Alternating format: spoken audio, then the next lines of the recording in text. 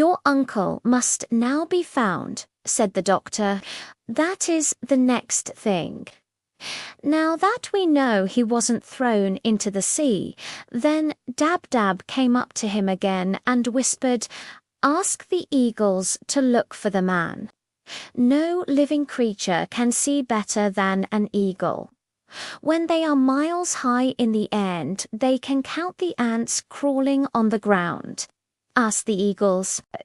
So the doctor sent one of the swallows off to get some eagles, and in about an hour the little bird came back with 6 different kinds of eagles: a black eagle, a bald eagle, a golden eagle, an eagle vulture, and a white-tailed sea eagle, twice as high as the boy they were, each one of them, and they stood on the rail of the ship like round-shouldered soldiers, all in a row, stern, and still and stiff, while their great, gleaming black eyes shot darting glances here and there and everywhere.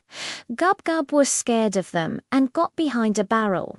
He said he felt as though those terrible eyes were looking right inside of him to see what he had stolen for lunch. And the doctor said to the eagles, "A man has been lost, a fisherman with red hair and an anchor marked on his arm. Would you be so kind as to see if you can find him for us? This boy is the man's nephew." Eagles do not talk very much, and all they answered in their husky voices was, "You may be sure that we will do our best for John Dolittle." Then they flew off, and Gub-Gub came out from behind his barrel to see them go. Up and up and up they went, higher and higher and higher still. Then, when the doctor could only just see them, they parted company and started going off all different ways, north, east, south, and west, looking like tiny grains of black sand creeping across the wide blue sky. "My gracious," said Gub-Gub in a hushed voice, "what a height! I wonder they don't scorch their feathers so near the sun." They were gone a long time, and when they came back it was almost night. And the eagles said to the doctor, "We have searched all the seas and all the countries and all the islands and all the cities and all the villages in this half of the world, but we have failed. In the main street of Gibraltar we saw 3 red hares lying on a wheelbarrow before a baker's door. But they were not the hairs of a man, they were the hairs out of a tote.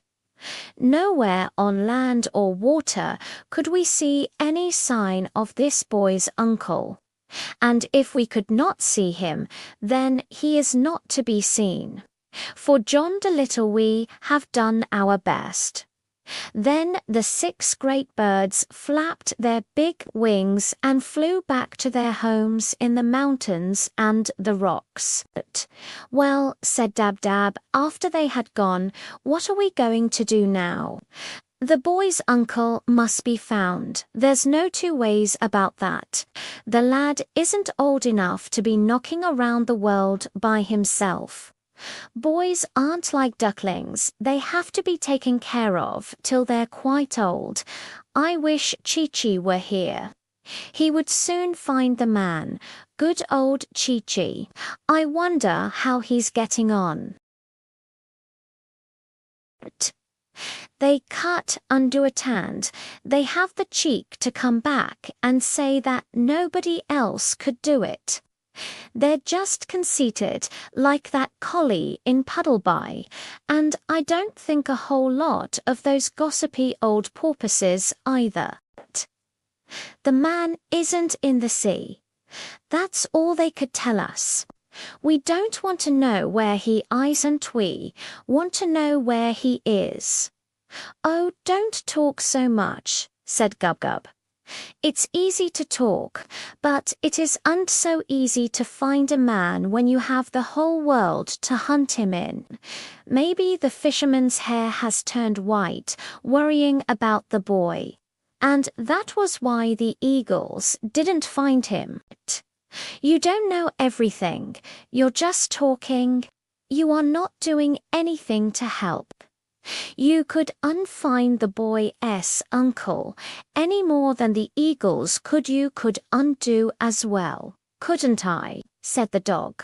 That's all you know, you stupid piece of warm bacon. I haven't begun to try yet, have I? You wait and see. Then Jip went to the doctor and said, "Ask the boy if he has anything in his pockets that belonged to his uncle. Will you, please?" So the doctor asked him, and the boy showed them a gold ring which he wore on a piece of string around his neck because it was too big for his finger. He said his uncle gave it to him when they saw the pirates coming. Jip smelled the ring and said, "That's no good. Ask him if he has anything else that belonged to his uncle." Then the boy took from his pocket a great big red handkerchief and said, "This was my uncle's too." As soon as the boy pulled it out, Jip shouted, "Snuff, by Jingo! Black rappy snuff. Don't you smell it? His uncle took snuff. Ask him, doctor." The doctor questioned the boy again, and he said, "Yes, my uncle took a lot of snuff." "Fine," said Jip. "The man's as good as found. 'Twill be as easy as stealing milk from a kitten. Tell the boy I'll find his uncle for him in less than a week. Let us go upstairs and see which way the wind is blowing." "But it is dark now," said the doctor. "You can't find him in the dark. I don't need any light to look for a man who smells of black rappy snuff," said Jip as he climbed the stairs. If the man had a hard smell, like string, or hot water, it would be different. But snuff, tut, tut, does hot water have a smell? Asked the doctor. "Certainly it has," said Jip. "Hot water smells quite different from cold water. It is warm water or ice that has the really difficult smell. Why, I once followed a man for 10 miles on a dark night by the smell of the hot water he had used to shave with for. The poor fellow had no soap. Now then, let us see which way the wind is blowing. Wind is very important in long-distance smelling. It mustn't be too fierce a wind and, of course, it must blow the right way. A nice, steady, damp breeze is the best of all. Ha! This wind is from the north." Then Jip went up to the front of the ship and smelled the wind. And he started muttering to himself, "Tar, Spanish onions, kerosene oil, wet raincoats, crushed laurel leaves, rubber burning, lace curtains being washed, no, my mistake, lace curtains hanging out to dry, and foxes hundreds of cups. Can you really smell all those different things in this one wind?" asked the doctor. "Why, of course," said Jip, "and those are only a few of the easy smells, the strong ones. Any mongrel could smell those with a cold in the head. Wait now, and I'll tell you some of the harder scents that are coming on this winter. Few of the dainty ones." Then the dog shut his eyes tight, poked his nose straight up in the air, and sniffed hard, with his mouth half open. For a long time he said nothing. He kept as still as a stone. He hardly seemed to be breathing at all. When at last he began to speak, it sounded almost as though he were singing, sadly, in a dream. Bricks. He whispered very low, old yellow bricks, crumbling with age in a mud wall. The sweet breath of young cows standing in a mountain stream. The lead roof of a dovecote or perhaps a granary with the midday sun on it. Black kid gloves lying in a bureau drawer of walnut wood. A dusty road with a horse's drinking trough beneath the sycamores. Little mushrooms bursting through the rotting leaves. And, any parsnips? Asked Gub-Gub. No, said Jip. You always think of things to eat. No parsnips, whatever. And no snuff, plenty of pipes and cigarettes, and a few cigars. But no snuff. We must wait till the wind changes to the south. Yes, it's a poor wind, that, said Gub-Gub. I think you're a fake, Jip.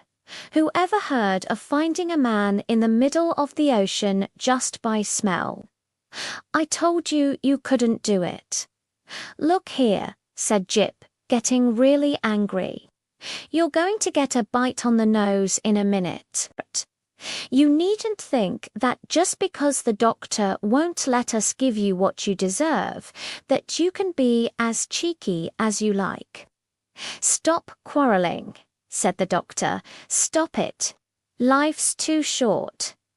Tell me, Jip, where do you think those smells are coming from? From Devon and Wales, most of them, said Jip. The wind is coming that way. Well, said the doctor, you know, that's really quite remarkable, quite. I must make a note of that for my new book. I wonder if you could train me to smell as well as that. But no, perhaps I'm better off the way I am. Enough is as good as a feast, they say. Let's go down to supper. I'm quite hungry. So am I, said Gub-Gub.